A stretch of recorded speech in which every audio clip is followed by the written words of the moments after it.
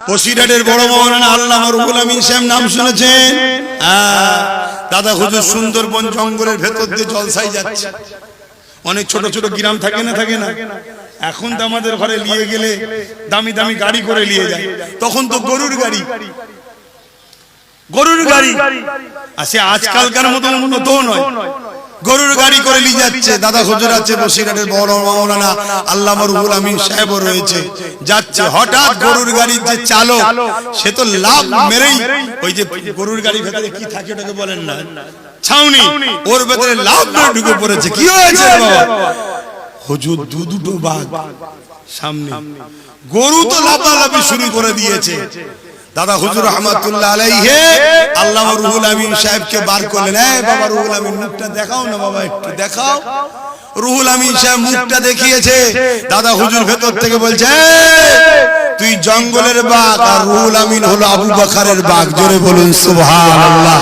দুটো বাঘ দুদিকে লাভ মেরে পালিয়েছে। জোরে বলুন সুবহানাল্লাহ। গল্প শোনাচ্ছি না, ওলিদেরকে এই পাওয়ারটা যিনি দেন তিনি কে? বাঘকে যিনি সৃষ্টি করেছে তিনি কে? অতএব আল্লাহর ক্ষমতা সবার উপরে। অতএব সেই আল্লাহ ওয়ালা হয়ে যাও, দিলের পাওয়ার তৈরি করো, দিলে আল্লাহ রাসূলকে রাখো, আল্লাহ নবীর প্রেম ভরো, নবীর দ্বীনের উপরে জীবন যাপন করো। পৃথিবীর যত বড় সুপার পাওয়ার হোক না কেন, তোমার কাছে সবাই পরাজিত হতে বাধ্য হবে। কেন? তুমি যদি হকের পক্ষে থাকো, তুমি যদি আল্লাহ রাসূলের পক্ষে থাকো, তুমি যদি জালিম না হও, তুমি যদি মজলুমের পক্ষে দাঁড়াও, আমার আল্লাহ তোমার পক্ষে দাঁড়াবে। জোরে বলুন সুবহানাল্লাহ। এরকম প্রচুর ওয়াকিয়া আছে, প্রচুর। আমার নবীর একটা সাহাবীর কথা শুধু বলে দিই, আমি অন্যদিকে যাচ্ছি। আমার নবী পাকের এক সাহাবী এই রাস্তা ভুলে আর ভটকে গিয়ে এক জঙ্গলের ভেতরে, গভীর জঙ্গলে চলে গেছে। অনেকে দেখবেন ঘর বাড়ি জঙ্গলের সাইডেই হয়, কিন্তু অনেক সময় রাস্তা ভটকে গভীর জঙ্গল হয়ে যায়, বা কোনো কাজে উনি যাচ্ছিলেন, গভীর জঙ্গলের মধ্যে প্রবেশ করেছেন, আর ওদিক থেকে এক বিশাল বাঘ আগিয়ে আসছে আমার নবীর সাহাবীর দিকে। আল্লাহর নবীর সাহাবী কোনো ভয় খায় না, কারণ আল্লাহর ওলিরা আল্লাহ ছাড়া অন্য কাউকে বলুন ভয় করে না। দুঃখের সাথে বলছি, খারাপ নেবেন না। আজকে কিছু আমাদের আলেম উলামা, ইমাম, পীর সাহেব, পীরজাদা, মুফতি সাহেব শাসকের ভয়ে হক কথা বলছেন। খারাপ নিলেন কথাটা? কিছু আছে না নাই হক কথা বলছেন, উপরন্ত যদিও বা মুখ খোলে শাসকের দালালি করছে। কথাটা কি খারাপ লেগে গেল? হায় হায়, আপনি কোরআনের পক্ষে কথা বলবেন না, আপনি হাদিসের পক্ষে কথা বলবেন না, আপনি মসজিদের পক্ষে বলবেন না, আপনি মাদ্রাসার পক্ষে বলবেন না। আমি তো বলছি না কারো উপর আপনি জুলুম করুন, কারণ ইসলামের জুলুমের রাইট নয়, কিন্তু দেশের সংবিধান তো আপনাকে রাইট দিয়েছে। আপনি আপনার কোরআন নিয়ে, আপনার ধর্ম নিয়ে, আপনার মসজিদ নিয়ে, আপনার মাদ্রাসা নিয়ে, আপনার দিন নিয়ে আপনি বেঁচে থাকবেন, রাইট আছে। কিন্তু আজ আপনি মুখ খুলতে পারছেন না, অথচ আমার ঘরে নিরীহ ছেলেগুলোকে জঙ্গি বলে, সন্ত্রাস বলে, নির্দোষ লোককে তুলে নিয়ে চলে যাচ্ছে। কারো মুখে কথা আছে? কথা নেই। কেন? বলতে ভয় খাচ্ছে। দুই ধরনের ভয়। এক ভয় হচ্ছে যদি আমাকে টার্গেট করে, দ্বিতীয় ভয় কি, আমার সঙ্গে যে খাতিরটা আছে, যেখান থেকে কিছু পায়, ওটা যদি বন্ধ হয়ে যায়। কি গো, আমার কথায় কষ্ট পেয়েছেন? তাহলে বলুন আমি অন্যদিকে লাইন ঘুরিয়ে দিচ্ছি। হায় হায় হায়, আমার নবী পাকের সাহাবী কোনো ভয় করেনি, বাঘ আগিয়ে আসছে। আমার নবী পাকের সাহাবী বলছে, আল্লাহর সৃষ্টি মখলুক বাঘ, আমি নবী পাকের সাহাবী, আমি নবী পাকের ঘরের খেদমত করি, যদি তুমি আমাকে খেয়ে ফেলো তো কার নবীর ঘরের খেদমতটা কে করবে, কাজগুলো কে করবে? আমি রাস্তা ভুলে গেছি। শোনেন, অবাক বিষয়, অবাক। নিজে যেমন আমরা মানুষের হাত ধরে রাস্তা দেখিয়ে দিই, বাঘ লেজ দিয়ে নবী সাহাবীর হাতকে পেঁচিয়ে টেনে টেনে রাস্তা দেখিয়ে দিয়েছে। জোরে বলুন সুবহানাল্লাহ, আরো জোরে বলুন সুবহানাল্লাহ। যা গদিকে আলোচনায় আর যাচ্ছি না। ইকরামাকে খেলো না, উপরন্ত দাঁত দিয়ে দড়ি রশিকে কেটে দিয়ে ইকরামাকে ছেড়ে দেয়া হলো। ইকরামা যখন ঘরে চলে এলো, আবু জেহেল দেখে অবাক হয়ে গেল। সবাই আবার বলতে লেগেছে, এ আমাদের সর্দার লিডার নেতা, ইকরামাকে মৃত্যুদণ্ড দেওয়া হবে না, হবে না। আবু জেহেল বলল, আমি আমার আইনের উপরে পারফেক্ট দাঁড়িয়ে আছি। এ আমার অনুসারীরা, ইকরামাকে নিয়ে যাও, গভীর সাগরে নিয়ে যে দূর কোথায় খুঁজে নিয়ে যে ফেলে দিয়ে যাও। সাগরের মাছেরা তাকে ভক্ষণ করে নেবে, তাকে এইভাবে যে ফেলে দাও। কিতাবের মধ্যে পাওয়া যায়, তাকে যখন হাতে পায়ে রশি দিয়ে পানিতে ফেলে দেওয়া হলো, ওই সময় দেখা যায় এক বিশাল মাছ এসে তার নিজের পিঠটাকে ইকরামার জন্য বিছানার নাই বিছিয়ে দিল। তাকে এমন করে নিয়ে এসে ডাঙাতে ছেড়ে দিল। ইকরামা এই দৃশ্যগুলো দেখে আমার নবী পাকের দিওয়ানা হতে লাগলো। আর দেরি করতে পারল না। ইকরামার ঘরে না গিয়ে আমার নবী পাকের কদমে গিয়ে ঈমানে নূরের কলেমা পড়ে মুসলমান হয়ে যায়। জুলুম ইসলামের উপরে অনেক হয়েছে, আজও হচ্ছে। কিন্তু মনে রাখবেন, যারা জুলুম করেছে তারা জালিম শাসক বা ধর্মের নামে যারা ভণ্ডামি করে তারা। এই দুই শক্তি সব থেকে বেশি ইসলামের পিছনে লেগেছে। কিন্তু এদেরকে সর্বসময় যারা মোকাবেলা করে কামিয়াবি হয়েছে, তাদেরকে আল্লাহ যে শক্তি দিয়েছিল ওই শক্তিটা সিনার শক্তি। জোরে বলুন সুবহানাল্লাহ। মনে রাখবেন, জীব জন্তুদেরকে আল্লাহ শক্তি দিয়েছে শরীরে। জীব জন্তুদের শরীর শক্তি কোথায়? শরীরে। হাতির শক্তি কোথায় বলুন? হাতির শক্তি শরীরে। এত শক্তিশালী হওয়ার পরও হাতি আমাদের পিঠে ওঠে না, আমরা হাতির পিঠে উঠি কেন? মানুষের ব্রেন শক্তি দিয়েছে আল্লাহ মাথায়। তাহলে জীব জন্তুর শক্তি শরীরে, মানুষের শক্তি দিয়েছে মাথায়। কিন্তু মানুষের মধ্যে যারা মুমিন, তাদের শক্তি দিয়েছে আল্লাহ সিনাতে। জোরে বলুন সুবহানাল্লাহ। এই শক্তিটা কি? ঈমানের শক্তি। জোরে বলুন সুবহানাল্লাহ। আল্লাহ নবী নাই, নবী দয়া নবী আমার যখন নাই, সত্যি কথা বলতে লেগেছে। আমার নবী পাকের উপরে অনেক জুলুম হতে লেগেছে। এমন জুলুমের জায়গায় পৌঁছে গেল, আমার নবী পাকে খুচরাকে ঘিরে ফেললো। আমার নবী পাককে কতল করে দেবে বলে 40 জন জালি আমার নবী পাককে ঘিরে ফেললে। আমার নবী পাককে আল্লাহ হুকুম করে দিলে, আমার হাবিব আপনি ইয়াসরিব মদিনার জমিনে চলে যান। আমার নবী পাক তাদের দিকে ধুলোবালি ছুড়ল, তাদের চোখে পড়ে গেল। আমার নবী পাক ইয়াসরিব মদিনাতে চলে গেল। অনেক বড় কথা সংক্ষেপে বলছি, চেঙ্গিস খানের মতো জালিম একদিন বেশ কিছু উলামাদের ঘরে ধরেছে। শুনছেন? উলামাদের ঘরে ধরেছে। ধরার পরে তাদেরকে 3টে কাতারে লাইন দিয়েছে, 3টে কাতারে। আর জাল্লাদকে বলছে এক এক করে কল্লা উড়িয়ে দাও। আরে সন্ত্রাস তো ইরা, জঙ্গি তো ইরা। কোরআন ও সুন্নাহর বিরুদ্ধে যারাই কথা বলে তারা হলো পৃথিবীর সবথেকে বড় সন্ত্রাস ও জঙ্গি। ঠিক না বেটি? তো ভাইরা আমার, চেঙ্গিস খান এভাবে হুকুম করলো, এই আলেমদের ঘরে একটা একটা করে কতল করছে। তো প্রথম লাইনে একজন বুজুর্গ মানুষ ছিলেন, আলেম, একটু বুজুর্গ আলেম, বয়স্ক আলেম। তিনি এই দৃশ্যটা দেখে একটার পর একটা আলেমের কল্লা কাটা হচ্ছে, তাই পিছন কাতারে চলে গেছে। চেঙ্গিস খান দেখেছে, কিছু বলেনি। প্রথম কাতারে সব কটার কল্লা উড়িয়ে দেওয়া হলো। দ্বিতীয় কাতারের আলেমদের ঘরে আবার কল্লা উড়ানোর হুকুম দিল চেঙ্গিস খান। জাল্লাদ একটার পর একটা কল্লা উড়াচ্ছে। যুবক শোনো, ইসলাম এমনি এমনি আসেনি, অনেক ত্যাগ স্বীকার করতে হয়েছে।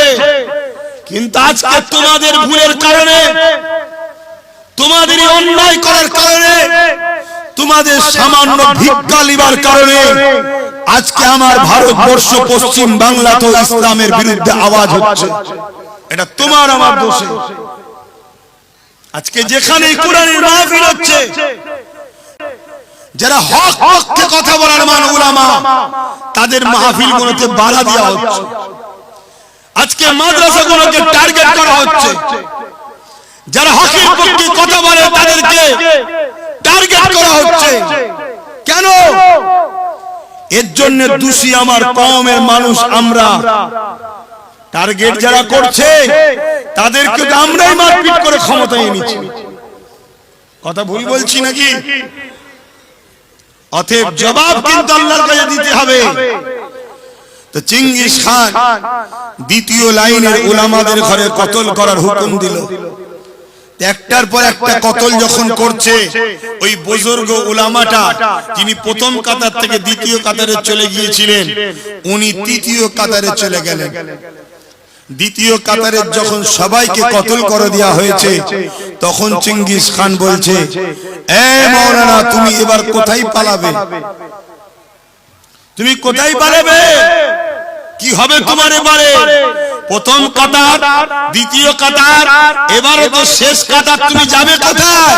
ওই উলামা বলছে, আমার আল্লাহ আছে আমার জন্য। জোরে বলুন সুবহানাল্লাহ, আরো জোরে বলুন সুবহানাল্লাহ। এই রকম টাইমে, এরকম সময়ে মুখ দিয়ে আল্লাহ আছে বিশ্বাস, একেই বলা তো ঈমানদার। একেই তো বলে ঈমানদার। চেঙ্গিস খান রেগে গিয়ে হুকুম করলো, কতল করো। শুধু হুকুমের কথাটা বেরিয়েছে, হঠাৎ করে চেঙ্গিস খান যে ঘোড়ার উপরে ছিল, ওই ঘোড়া ছুটতে শুরু করেছে। ছুট তো ছুট, পুরো খ্যাপা টাইপের ছুট, এদিকে লাপায় ওদিকে লাপায়, কোনো ভাবে থামছে না। খোদার যখন মার হয়, পৃথিবীর কেউ ঠেকাতে আর পারে না। জাল্লা সহ যত সৈন্য সামন্ত ছিল, চেঙ্গিস খানের ঘোড়াকে থামাবার জন্য সবাই ছুটেছে, কিন্তু এই ঘোড়াকে কোনোভাবে থামাতে পারে না। একটা সময় চেঙ্গিস খানের পা ফসকে গিয়ে এক পা ঝুলেছে, আর এক পাতে ফসকে গিয়ে জমিনে পড়েছে। এই মাথা জমিনে লাগছে, একটা পাথরে আঘাত হচ্ছে, কখনো চোখ বেরিয়ে যাচ্ছে, কখনো ঘিলু বেরিয়ে যাচ্ছে। এভাবে ছিন্ন বিচ্ছিন্ন হতে হতে হতে যতক্ষণ না চেঙ্গিস খান মরেছে, ওই ঘোড়াটা দৌড়ানো বন্ধ করেনি। যখন মরে গেছে, তখন ঘোড়া দাঁড়িয়েছে। বেশক আল্লাহ আছে, আজও আছে। বলুন সুবহানাল্লাহ। কি আল্লাহ আছে না? কিন্তু সেই আল্লাহর উপরে ভরসা করতে আমাদের। আসুন, এখনো সময় আছে, তওবা করুন। নিজের কারবার, ব্যবসা বাণিজ্য, নিজের পছন্দনীয় দল সব এক জায়গায় রাখুন। ততদিন পর্যন্ত লেনদেন থাকবে যতদিন পর্যন্ত তারা আমার ইসলামের বিরুদ্ধে কথা না বলবে। আর যখন ইসলামের বিরুদ্ধে কথা বলবে, সে যেই হোক, তার থেকে নিজেকে দূরে সরিয়ে রাখার নাম হলো ঈমান। জোরে বলুন সুবহানাল্লাহ। ভাইরানা, জওয়ান তরুণেরা, এ নবী পাকের প্রেমিকেরা, আল্লাহ নবী নূহ নবী দয়া নবীর উপরে বারবার জুলুম হয়েছিল। ওমর ফারুক রানা দিয়ে দিল, আল্লাহ নবীর কাছে পৌঁছে গেল। নবী পাকের দরজায় গিয়ে আঘাত দিল। ভেতর থেকে সাহাবারা জিজ্ঞাসা করলেন, কে? হযরত ওমর বলতে লাগলো, আমি খাত্তাবের বেটা ওমর। সাহাবা হুজুররা বড় চিন্তিত হয়ে গেল।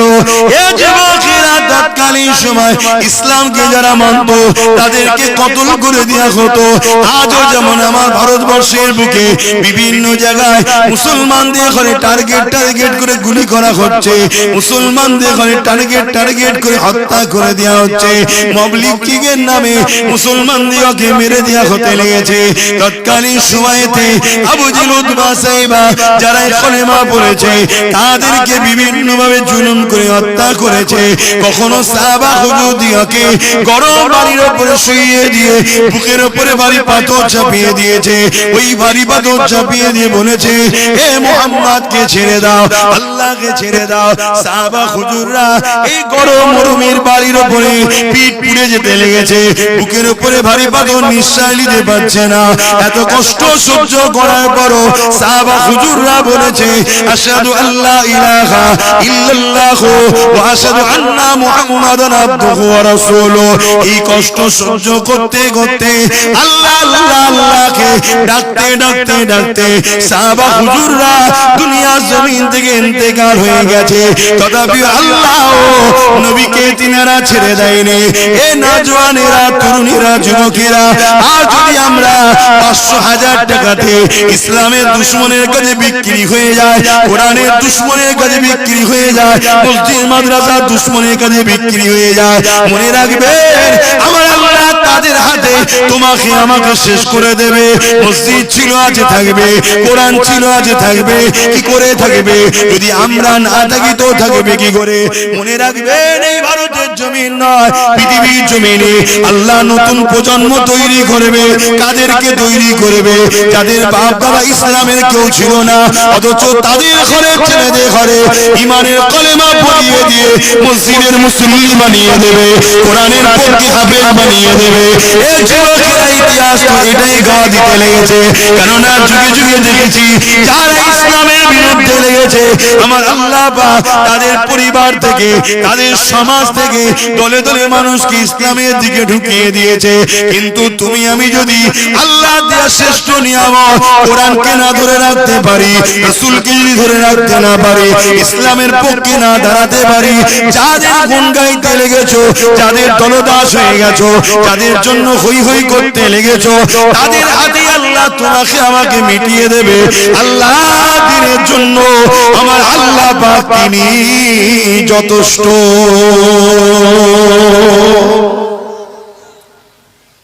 আজ বুঝছেন তো নাকি মাইকে?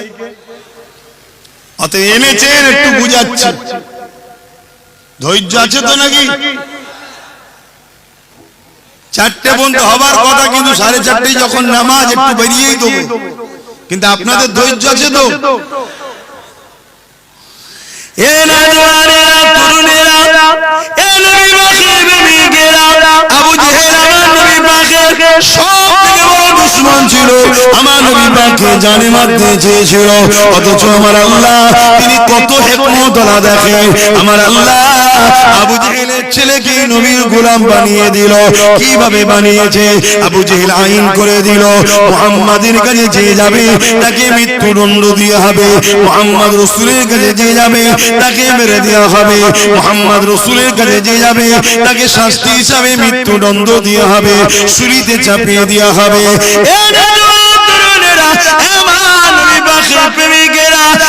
একদিন আল্লাহ নবী একটা রাস্তা দিয়ে আসতে লেগেছে, অপর দিক থেকে আবু জেহেলের ছেলে ইকরামা আসতে লেগেছে।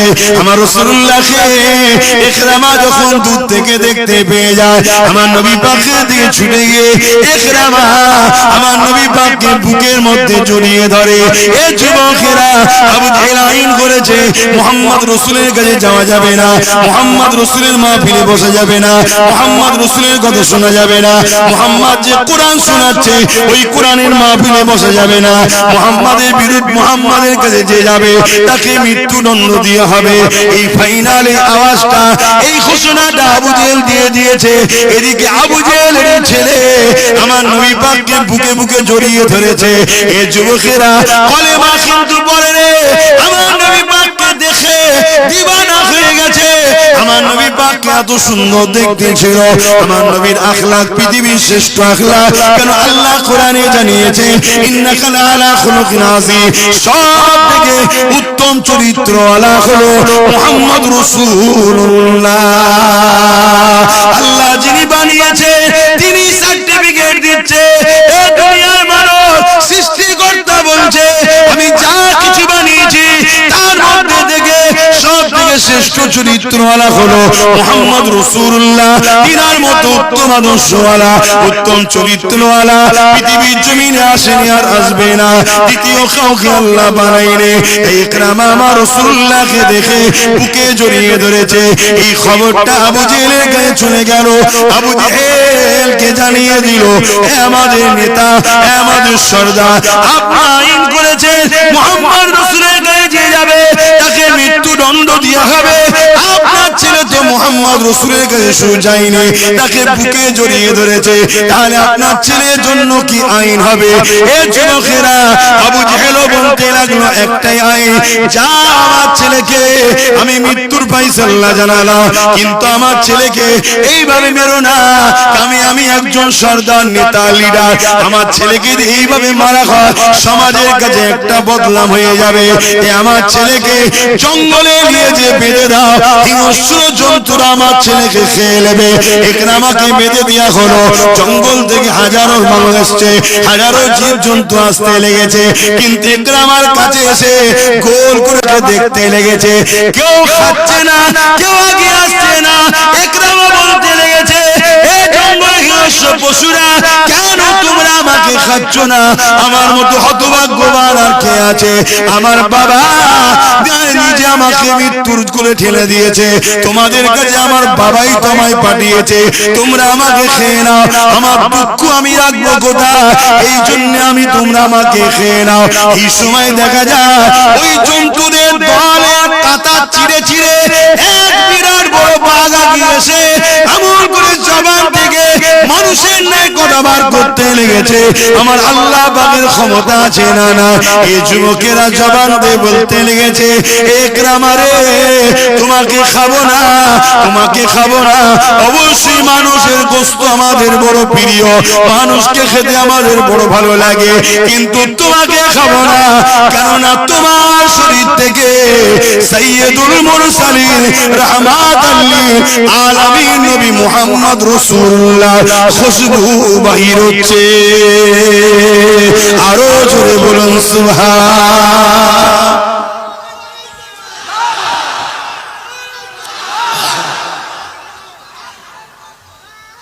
আল্লাহ, ভেবে দেখেন, আমার নবীকে একবার জড়িয়ে ধরেছে, তখন সে ঈমান আনে না। এখনো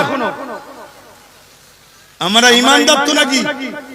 আমরা যদি নবীর সুন্নতকে জড়িয়ে ধরতে পারি, তাহলে আমাদেরকে কি জঙ্গলের বাঘ খাবে?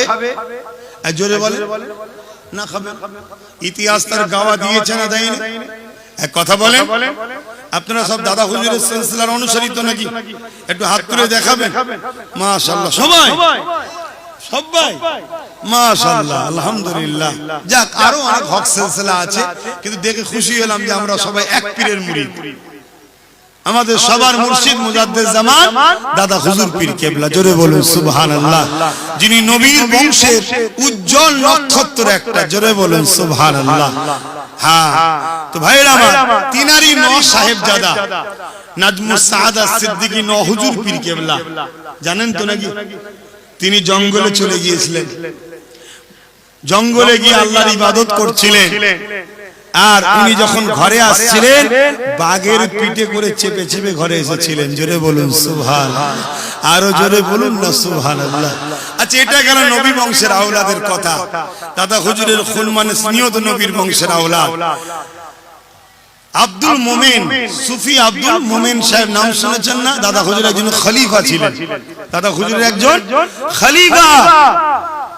তিনি কিন্তু প্রতাপ চন্দ্র সেন প্রথম নাম ছিল, অন্য ধর্মে জন্ম হয়েছে, কিন্তু আমার দাদা হুজুর রহমাতুল্লাহ আলাইহির মেসেজ শুনে ইসলামের উপরে তিনি আকর্ষিত হয়ে ইমানের কালেমা পড়েছিলেন। যিনি বড় কামেল আল্লাহর ওলি হয়েছেন, তিনাকে যখন দাদা হুজুর বললেন, যাও বাবা, তুমি জঙ্গলে গিয়ে আল্লাহর ধ্যানে মগ্ন হও, ইবাদত করো, যাও, আমি হুকুম করলাম, যাও। তিনি যখন জঙ্গলে গেলেন, বিশাল এক বাঘ ওনাকে খাবার জন্য আগিয়ে আসছে। উনি তখন বলতে লাগলেন, এই জঙ্গলের বাঘ, শোনো, আমি তুমি হলে তো ছুটে পালাবার রাস্তা খুঁজে পেতাম না, আর না হয় অজ্ঞান হয়ে ফিট হয়ে পড়ে যেতাম। হ্যাঁ, জঙ্গলের বাঘ, শোনো, আমার পীর হলো জবানের মুজাদ্দিদ আবু বকর সিদ্দিক। তিনি আমাকে পাঠিয়েছে আল্লাহর দাসত্ব এখানে ইজেকে রাজগার মুরাকাবা মুশাহিদা করতে। যদি আমি তোমার রিজিক হয়ে থাকি তো খাও, কিন্তু মনে রেখো আমি আল্লাহর দাসত্ব করতে এসেছি। জোরে বলুন সুবহানাল্লাহ। পুষা বিড়াল যেমন গায়ে গা ঘষে, তিনার জীবনী পড়ুন, লেখা আছে পুষা বিড়াল এসে তিনার গায়ের কাছে এসে বাঘটা গা ঘষে তিনার পাশে বসে যায়। জোরে বলুন সুবহানাল্লাহ। উনি ইবাদত করতে লাগলো, দীর্ঘ সময় চলে যাচ্ছে, দিন চলে যাচ্ছে, রাত চলে যাচ্ছে, খাচ্ছে না। বাঘ একটা শিকার করে নিয়েছে, ওনার সামনে পা মারছে জমিনে। এই মানুষটা খাচ্ছে না কেন? পা মারছে জমিনে। উনি চোখ খুললেন, দেখলেন বাঘ শিকার করে এনেছে। উনি বললেন এটা আমার জন্য হালাল নয়, এটা তোমার খাদ্য, তুমি খাও। সে নিয়ে আবার জঙ্গলে চলে গেল। জোরে বলুন সুবহানাল্লাহ। কথা মাথায় ঢুকছে? তাহলে আবু জেহেলের ছেলে ইকরামা নবীকে জড়িয়ে ধরেছে, নবীর খুশবু গা থেকে বাহির হচ্ছে। জঙ্গলের বাঘেরা বলছে খাওয়া যাবে না, আর এদের দিলে নবীর প্রেম আছে। জঙ্গলের বাঘ বলছে খাওয়া যাবে না। জোরে বলুন সুবহানাল্লাহ। আর যত বড় ভিআইপি হোক আর লাট সাহেব হোক, যার দিলে নবী নেই, চলো না দাদা দিদি দেখি একবার জঙ্গলে। কথা বুঝছেন না, বোঝেন না? একবার চলো না। কথা মাথায় ঢুকছে না, ঢোকে নে?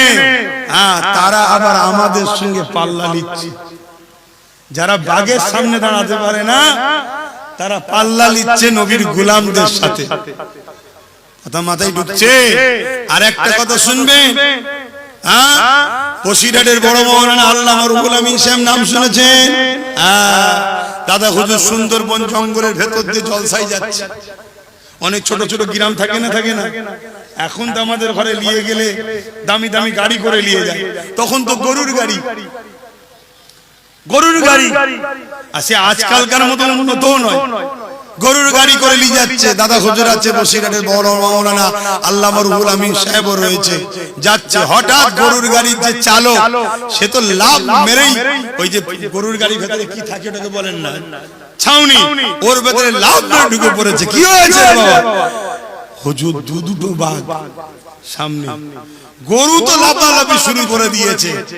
দাদা হুজুর রহমাতুল্লাহ আলাইহি আল্লামা রুহুল আমিন সাহেবকে বার করলেন। এই বাবা রুহুল আমিন মুখটা দেখাও না বাবা, একটু দেখাও। রুহুল আমিন সাহেব মুখটা দেখিয়েছে। দাদা হুজুর ভেতর থেকে বলছে তুই জঙ্গলের বাঘ, আর রুহুল আমিন হলো আবু বকরের বাঘ। জোরে বলুন সুবহানাল্লাহ। দুটো বাঘ দুদিকে লাভ মেরে পালিয়েছে। জোরে বলুন সুবহানাল্লাহ। গল্প শোনাচ্ছি না, ওলিদেরকে এই পাওয়ারটা যিনি দেন তিনি কে? বাঘকে যিনি সৃষ্টি করেছে তিনি কে? অতএব আল্লাহর ক্ষমতা সবার উপরে। অতএব সেই আল্লাহ ওয়ালা হয়ে যাও, দিলের পাওয়ার তৈরি করো, দিলে আল্লাহ রাসূলকে রাখো, আল্লাহ ও নবীর প্রেম ভরো, নবীর দ্বীনের উপরে জীবন যাপন করো। পৃথিবীর যত বড় সুপার পাওয়ার হোক না কেন, তোমার কাছে সবাই পরাজিত হতে বাধ্য হবে। কেন? তুমি যদি হকের পক্ষে থাকো, তুমি যদি আল্লাহ রাসূলের পক্ষে থাকো, তুমি যদি জালিম না হও, তুমি যদি মজলুমের পক্ষে দাঁড়াও, আমার আল্লাহ তোমার পক্ষে দাঁড়াবে। জোরে বলুন সুবহানাল্লাহ। এরকম প্রচুর ওয়াকিয়া আছে, প্রচুর। আমার নবীর একটা সাহাবীর কথা শুধু বলে দিয়ে আমি অন্যদিকে যাচ্ছি। আমার নবী পাকের এক সাহাবী এই রাস্তা ভুলে আর ভটকে গিয়ে এক জঙ্গলের ভেতরে, গভীর জঙ্গলে চলে গেছে। অনেকে দেখবেন ঘর বাড়ি জঙ্গলের সাইডেই হয়, কিন্তু অনেক সময় রাস্তা ভটকে গভীর জঙ্গল হয়ে যায়, বা কোনো কাজে উনি যাচ্ছিলেন, গভীর জঙ্গলের মধ্যে প্রবেশ করেছেন, আর ওদিক থেকে এক বিশাল বাঘ আগিয়ে আগিয়ে আসছে আমার নবীর সাহাবীর দিকে। আল্লাহর নবীর সাহাবী কোনো ভয় খায় না, কারণ আল্লাহর ওলিরা আল্লাহ ছাড়া অন্য কাউকে, বলুন বলুন, ভয় করে না। দুঃখের সাথে বলছি, খারাপ নেবেন না। আজকে কিছু আমাদের আলেম, উলামা, ইমাম, পীর সাহেব, পীরজাদা, মুফতি সাহেব শাসকের ভয়ে হক কথা বলছেন। খারাপ নিলেন কথাটা? কিছু আছে না নাই, হক কথা বলছেন। উপরন্ত যদিও বা মুখ খোলে শাসকের দালালি করছে। কথাটা কি খারাপ লেগে গেল? হায় হায়। আপনি কোরআনের পক্ষে কথা বলবেন না, আপনি হাদিসের পক্ষে কথা বলবেন না, আপনি মসজিদের পক্ষে বলবেন না, আপনি মাদ্রাসার পক্ষে বলবেন না।